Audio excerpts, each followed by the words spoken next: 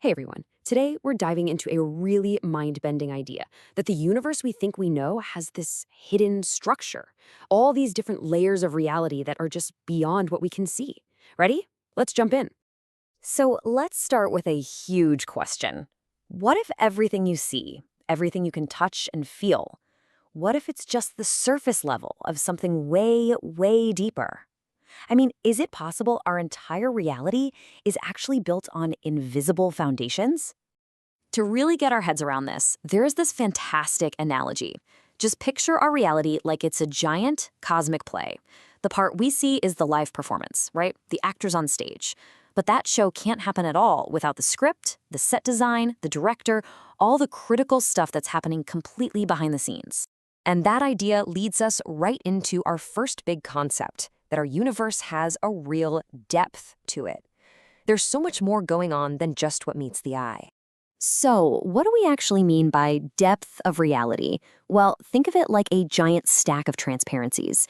Every level of existence, from the physical to the etheric and beyond, is made up of tons of these individual layers. And here's the cool part. Each one has a slightly different version, a different flavor of space-time. Okay, so how are all these layers even organized? It's not just some messy pile. Turns out there's a really important distinction between two main types of layers that make up our world. And this is absolutely key. Reality is basically split in two. First, you've got the foundational layers. This is the bedrock, the deep down stuff that was formed first. It's the core framework that sets up the basic laws of the universe. Then, on top of that, you have the superficial layers. These come later. This is our world, the layer where things like civilizations pop up, and most importantly, where we get to exercise our free will.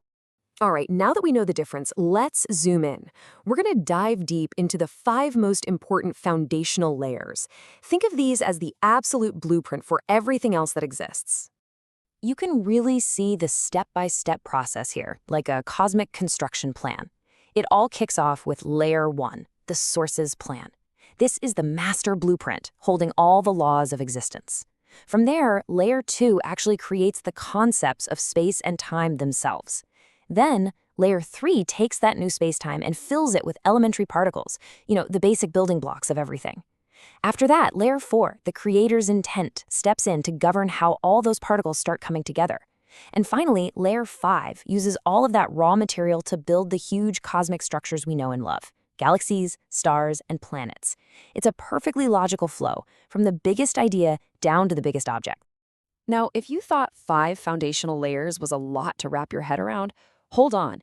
Beyond just those 5, the source material says there are literally tens of thousands of other layers that exist beneath the physical plane we experience. I mean, the sheer scale of this whole structure is just wow. Okay, I know this can all feel pretty abstract, so let's bring it back down to Earth. How do these layers actually connect with our world, and what does it mean for us? The answer, it seems, has to do with energy and, believe it or not, portals. So, how does something like energy or information get from a higher, more fundamental layer all the way down to our physical one? Well, it's an incredibly orderly process. It has to flow sequentially through every single layer in order. There are no shortcuts, no skipping steps.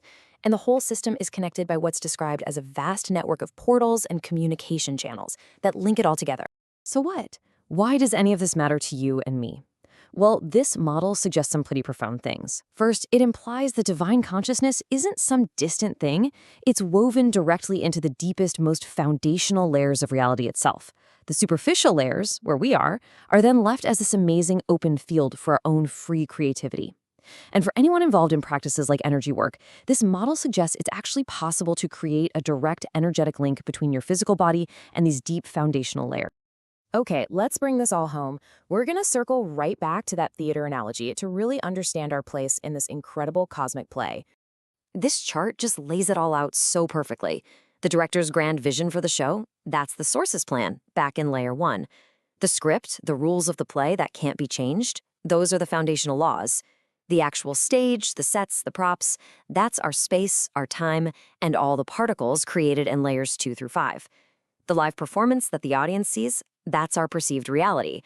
And the actors, well, that's us. We're the ones with free will, living out our parts on this cosmic stage.